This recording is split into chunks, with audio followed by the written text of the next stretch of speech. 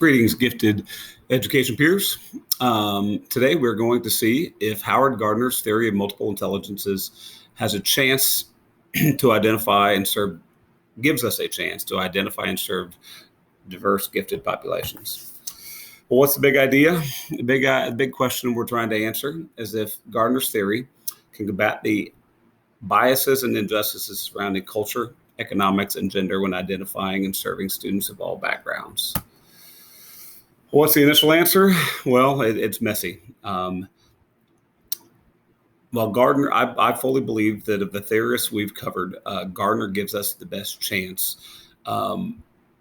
Fighting injustice and inequality in education is so much bigger than what Gardner can give us. But it's something that will give us a chance to maybe clear up the mess a little bit.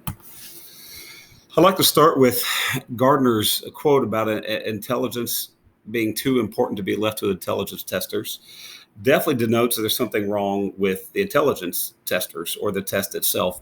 And as numerous pieces of research in this unit have shown us, that there is definitely a bias and an injustice into the tests themselves and who is being tested and how they're tested. And those are the questions that we have to start with. That if we are going to identify multiple intelligences in gifted and talented learners, we have to make sure we're testing the right people, and recommending the right people first, and testing the right people, and then testing them with the correct test. And we'll see here in the next few bits of research that we've gotten this wrong many times, and how Gardner gives us a chance to get it right. Well, what does the research say? Donna Ford really had a lot to say about the bias in testing from her article or her research titled Intelligence Testing and Cultural Diversity, Pitfalls and Promises. She says there's a great deal of concern and debate about the low performance of racially and linguistically diverse students on standardized tests, as well as their underrepresentation of gifted education. Nowhere are the debates and controversies surrounding intelligence more prevalent than in gifted education and special education. These two educational fields rely extensively on tests to make educational and placement decisions. In gifted education, low test scores often prevent diverse students from being identified as gifted and receiving services. In special education, low test scores often result in identification of learning disabled, mentally retarded, and so forth.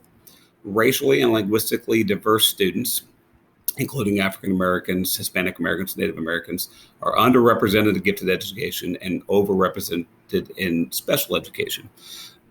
And I think that says it so concisely, this idea that if we just use an intelligence test or an IQ test, that we're going to underrepresent in the gifted and overrepresent in the special education field. Barlow and Dunbar's race, class, and whiteness in gifted and talented identification case study follows up on that. They talked a lot about who was being tested, and this doesn't talk about the idea of testing K through 2 students. And how that is probably too young, and that is probably for a different presentation or a different study.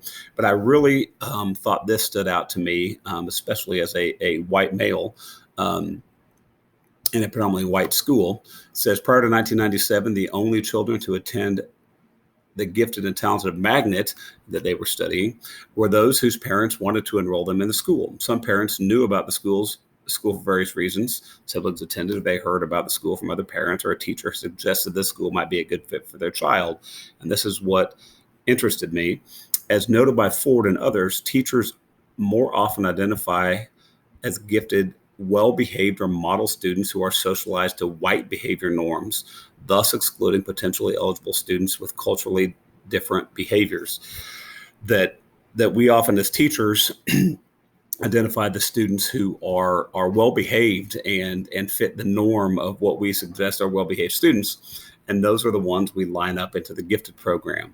And that's going to fit our, I guess in my case, whiteness, and what we would assume would be the right behavior pattern. I guess thus needing to test more students not just those who behave well. Again, that would go against Terman's findings that gifted students are kind of model students, according to whatever the norm of model students would be. And finally, we get to Gardner kind of coming to the rescue a little bit. So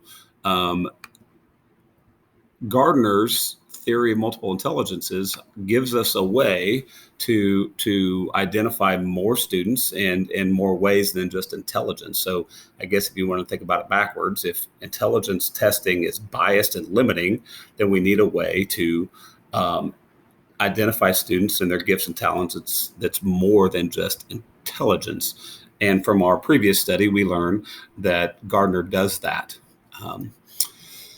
And I really like this Wendy Schwartz's article, Strategies for Identifying the Talents of Diverse Students. I actually didn't know that her article would go on to focus so much on Gardner when I researched it. I was looking for general research, and we found as we go down, as she identifies this struggle that we've already talked about at the beginning, but when she begins to explore her research about defining intelligence and talent, we find out that she goes directly into Gardner's concepts.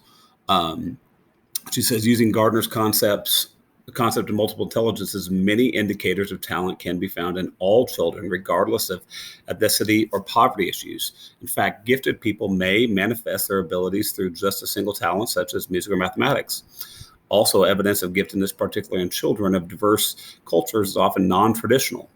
Indicators, and then she goes on to list a lot of the indicators, and this just shows that Gardner gives us a chance to combat that idea that gifted and talented students don't just rely on their IQ. And even if they did IQ, sometimes did rely on their IQ as their giftedness, that it is often biased and or linguistically biased, if not culturally biased.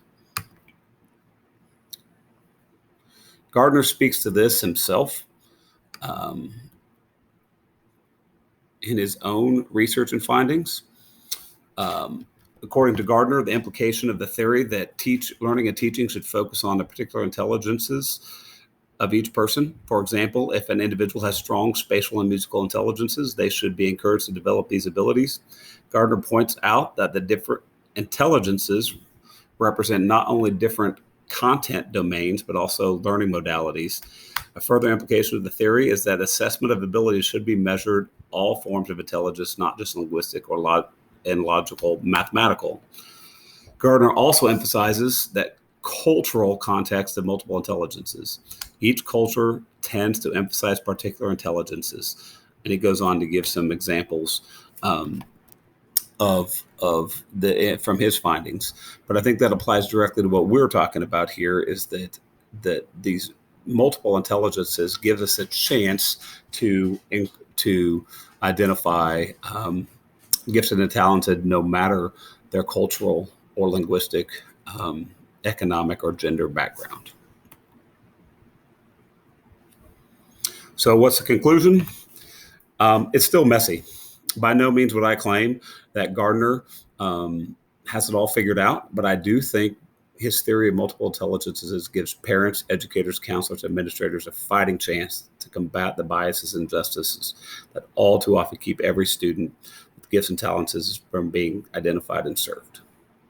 Hope this helps.